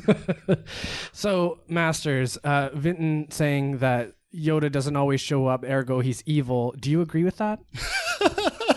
I'm going to say the statement of what I believe. Do you agree or disagree? I love Yoda. Hold on. Is not... Are you smart or are you stupid? Agree or disagree? I think you're dumb or stupid. Agree or disagree. So I don't think Yoda is evil. I think he's a troll, but I think he's a troll with a good heart. And I will just lay the sentiment out. So in college, I was a very sheltered child who was very stubborn about a lot of things. And you want to know what the fuck snapped me out of it? People trolling me, but people who cared about me and wanted to show me how kind of up my ass my head was. And I hated it at the time, and it was painful and awful, and I didn't like it, but I appreciated it. Yoda does that to Luke on the regular in these movies. Now, God, I've got a lot to say about the scene. Can I say just a quick comment, which is that to me, I love Yoda because to me, he's Mr. Miyagi. He's doing something that doesn't make sense to the character to get them somewhere. And I think here in this, he is trying to get Luke to do something. So what he's saying is just for Luke. It's not for us. It's not even necessarily the truth. He's trying to get Luke to somewhere. Yes. He's smart. He knows what he's doing. Bingo. Man, Vinton, I could say bingo all night with you, man. You're on it. Because this is a moment for Luke specifically. Now, before I get into that, I'm just going to go off the table. I'm going to be horribly biased towards the scene. I mean, I get a lot of feels. I got a lot of feels in The Force Awakens. It was emotional. I enjoyed it. I appreciate the callbacks. This one, I got way more feels. I was shocked. I laughed. I cried. I inexplicably, whenever Yoda showed up and it was back to Empire and it was him schooling Luke again, just like Alexandra was saying, we were oh, Luke has seen all this stuff and he's done all this stuff and he's still just a kid. Yoda showing up and showing them that he was still just not quite there yet, and there was still lessons to learn. I inexplicably, like, I didn't, like, tears just came down my face. I couldn't explain it. I just was the most emotional I was this entire movie. I didn't even know it was something I really wanted to see that badly. Same. Like, or deep down, I didn't know that. You'd said, "Oh, this is gonna make you cry." When I said, "Oh, it'd be cool," but I don't think it'll make me cry. I was like, just trying really hard not to bawl. And I don't know what it was, but it was something really special about the magic of this moment that really connected with me on a really deeply emotional level. So I'm going to be biased towards the scene. Secondly, Vinton also hit on the fact that Force ghosts in Star Wars are kind of inexplicable. They are kind of a mystery. And this is, again, where I mentioned it at the top of the podcast with the bombs. We get into this really ambiguous territory of Force, of space sci-fi and space fantasy. I tend to have always categorized especially as I've gotten really into sci-fi. I've viewed Star Wars as a space fantasy, whereas where you have things that come along that fulfill a very specific point for the plot or the characters, generally for the characters, and when it comes to doing it for the characters, I'll buy it. Because ultimately, this is my first at the top of the podcast ranking most important thing: character arcs. What is going to get them there? Well, his old master Yoda is going to come and teach him one last lesson that shows he's not done learning, and then he still has something left to live for. And ultimately, that failure is the greatest teacher, and that yes, even the most powerful, important Jedi in the entire history of the galaxy, Luke Skywalker, screwed up. And he can still learn from that. He's not done. He doesn't have to seclude himself forever. But he should learn from his seclusion and learn from the mistake he carried out with Kylo Ren. And, you know, it was funny. Even Yoda's like, "You didn't listen to me, man. I said pass on what you've learned. I told you point blank and you do it." Okay, so bias aside, just throwing that out there. I am okay with Force Ghost doing whatever because there's never been any clear rules in the context of films, at least, what they can and can't do. They just show up. They are always there to fulfill a certain plot or character arc. I think that's fine. I think that's how they worked in Empire Strikes Back. It was a nice nod to Obi-Wan showing up. But in Return of the Jedi, we get Obi-Wan showing up, telling us loads of exposition about him and Darth Vader. I think it's fine. I think it's a beautiful moving scene. Here's one thing I will disagree with Alexandra on when it comes to the books. Do we study history books in school? Do we learn from them? There has to be something of the Jedi that is passed along. And the movie is not ultimately saying completely forget what you learned. It is learning to tear down what you learn, deconstructing it, and figuring out what you want to take with you. And for her to do that, she needs those books. And that doesn't mean that these books are these sacred texts. It means these are books she can have resources to pull from, because at this point in time, she really doesn't know much about the Jedi Order. Luke himself did not know that much about the Jedi Order. She knows even less. So I think these books as a resource is fine. It's not like she's going to have to adhere to them like they're a religion. It's more for her to learn what the Jedi thought about things and how their philosophy and how the Force works. And she can decide. That is up for her to decide in the next movie. And that is where we pass the baton. This is the middle chapter. We don't know if her having the books really takes away from the theme. I don't think it does. It'll be up to see what happens in that third film from J.J. Abrams to figure that out. This might be me seeing a theme that's not there, or something like I mentioned at the top of the podcast. I don't think that the movie's theme is to tear down the past. I think the movie's theme is to build off the past. Yeah. Because to me, the hopeful side of it, the Rebel Alliance side of it, is that they're building off something. They're rebuilding that mythology. They're taking the text so that they can build something new out of it and change what did fail about the Jedis, where it's Kylo that wants to destroy the past. But we know he's wrong about that. He killed Han, and we're all like, what the hell, dude? Don't kill Han, because he wants to destroy the past. But we're not agreeing with that. I think what we want is to build off of it, to pass the baton properly that Luke was supposed to teach Rey. Yeah, and I don't want to, thank you for re-articulating that, because I want to make it clear. I don't think it is the movie is saying erase the past or burn it down. I'm saying what it does is sometimes to rebuild something, you have to first tear it down and figure out what it is that means the most to you or works. Yeah, I was totally agreeing with that point. And then build something new for again, legacy. Yeah.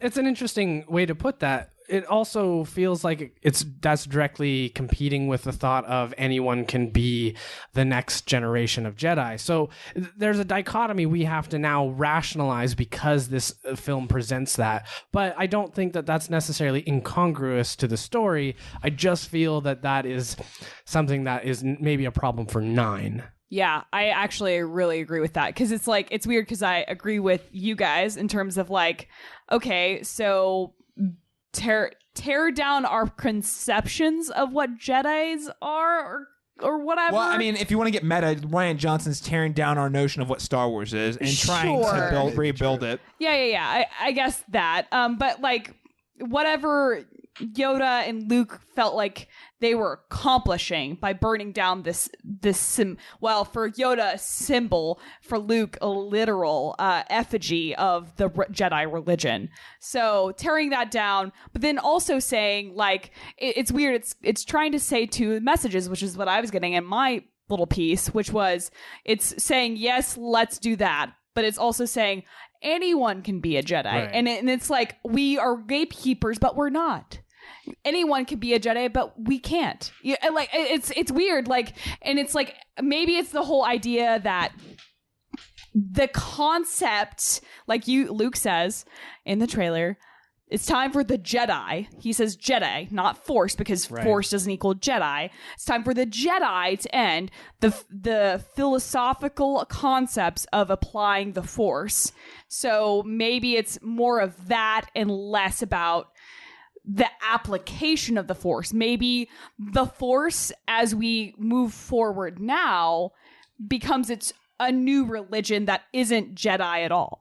But that's weird that Rey keeps the text to me. If we're saying let's put that to rest. Yeah. We're not putting the Force rest. Right. Let's let the Force evolve on its path, but then let's guide it with the Jedi text. It's like having a cake and eating it. Yeah, that's my thing. In my idea, it like the way I've been thinking about this, it's like saying, because I grew up in we're gonna go in the weeds. I grew up in a sect of Protestantism that was like, there is no inherent value in this Bible, there's no inherent value in this church building, there's no inherent value in these books, any of this shit. It's all when our people come together and we're doing our church thing and we're worshiping. So in that situation, that's how I thought Yoda was thinking about these specific texts. There's no inherent value in this book of teaching. It is merely a vehicle in which to convey how to use the ideas. So it's like so we don't need this specific book because it means nothing. It is purely a system of teachings that helps people understand this value of life and philosophy that's within them. So it's in this spirit, in this self inside of them. So that's where my thing comes in. It's because it's saying we don't need these books, which are propped up almost to be deified.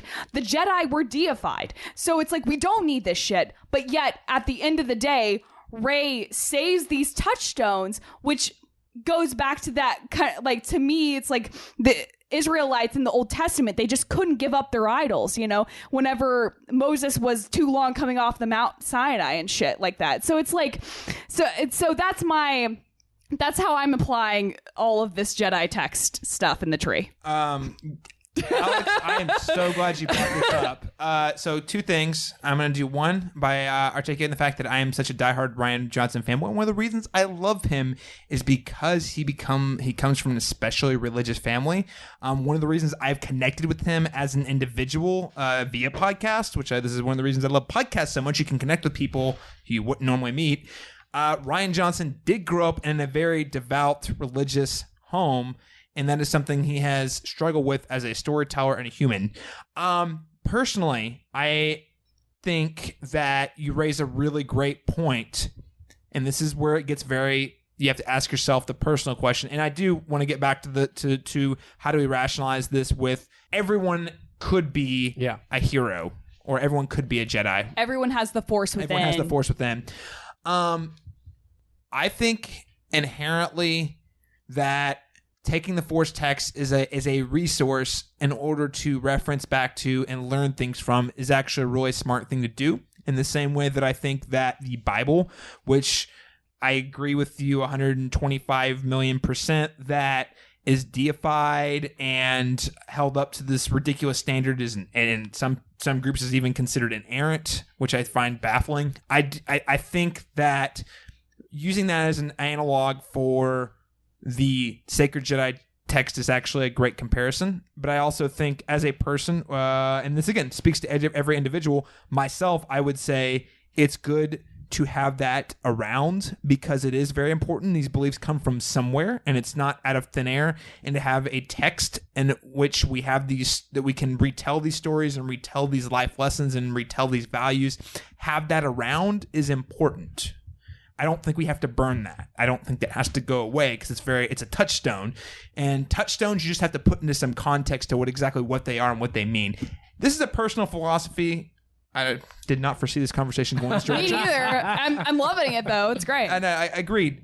So that's kind of where I stand on.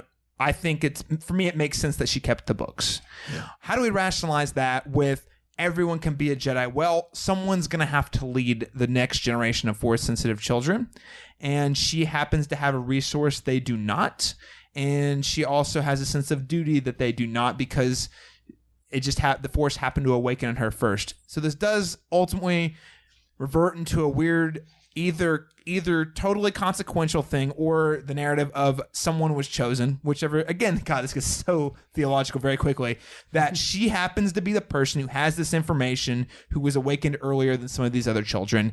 And I think at the end of the day, whenever you're trying to revitalize something, it does take leaders and it does take people to do that. So at the end of the day, I think she's the person who, air quotes, either called/destined to do that, or third option, she decides to do that because she feels like it's the right thing to do. But ultimately, the fact that she has that and they do not is very important. All right. Well, that may have been the heaviest note to end on. And again, I had not foreseen taking that note. Yeah. Vinton? Do you have a lighter note to end on, Vinton? No, I can do a little bit of commentary on that. I mean, I could do like 12 podcasts on the theological things. I mean, I to be just completely open, the Bible is one of my favorite things. I went to college for studying the Bible because I love the Bible. So I could talk a lot about that, but just to stick with the movie for the most part, I think that while it might be missing a theme for her to keep the books for this movie, I think it would miss a larger theme for her not to of the whole Star Wars universe and trilogy. Point. I think it would just be like, hey, you know that Jedi thing, let's just erase it and continue with Star Wars.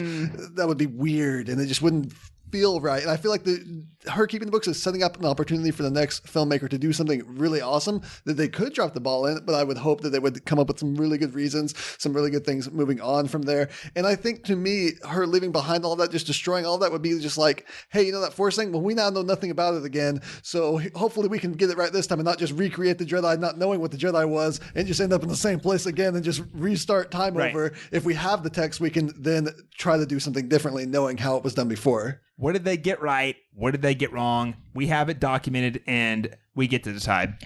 Right. And so, that's the thing. That's the cool thing about Star Wars. Here's a great note to end on. The cool thing about Star Wars is that how much it parallels real life and gives a good analogy and a good method in which to dissect our real world situations. It's easier to talk about a fictional religion with really cool mystical powers and neat saber swords than it is to talk about like modern day religious institutions and their place in society. It's a great analog to talk about our real world and help us understand. And that's one great thing about fiction. And everything about our real world, from religion to politics. Exactly. To, current socioeconomics. Right. Star Wars means so much to so many people. And a lot of what this means is going to depend on their personal journeys in their life and when they encountered Star Wars and when they grew up with Star Wars. I think the prequels are actually not dog shit. They're problematic and they're not great, but I mean, I saw it when I was a kid though. In the same way a lot of people saw the original trilogy when they were kids. Rian Johnson was 4 years old when he saw it. It means a lot of different things. And I think what is beautiful about The Last Jedi at the end of the day, I'm gonna eat my words. The passion and fire that exists with fans on either side of hating it or liking it still exists. And it clearly shows that film and the pop culture thing that Star Wars has become is really important to the world we live in today. It tells us a lot more about ourselves than it tells us about the fiction. And also, I love that so many people can have so many different viewpoints on Star Wars. I mean, God, I didn't even consider the religious analog there. So, great stuff. Yeah, and this conversation doesn't have to end. If you want to continue this, follow us on cinematropolis.com, where the comment section is going to be open to all sorts of debate. I'll be there. Caleb Masters will be there. I'm sure we'll see Alexandra and Vinton. This is a great conversation. It can go much further. Let's continue it there. But for now, we're going to have to sign off. So, Alexandra, where do people find you? Sure, you can find me at Alex V. Bohannon. That's Brohannon. It's a bromanto of my last name. So you can find me there on Instagram and on Twitter, where I will tweet funny things sometimes, sad things sometimes, and articles I write sometimes. So there you go.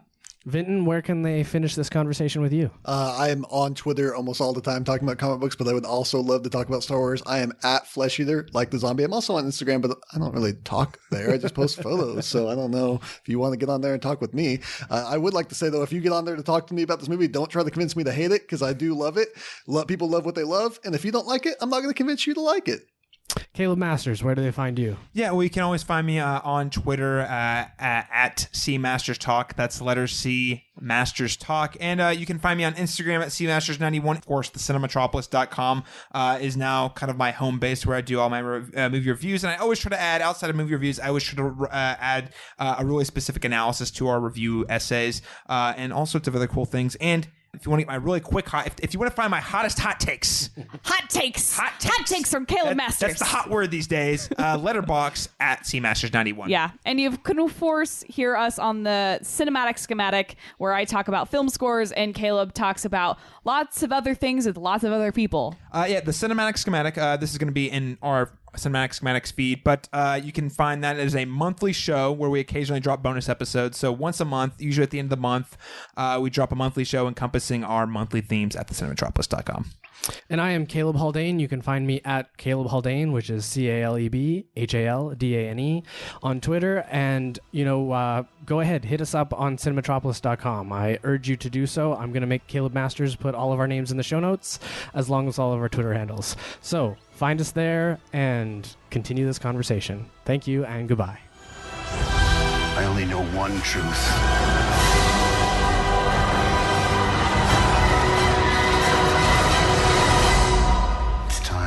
Jedi to end.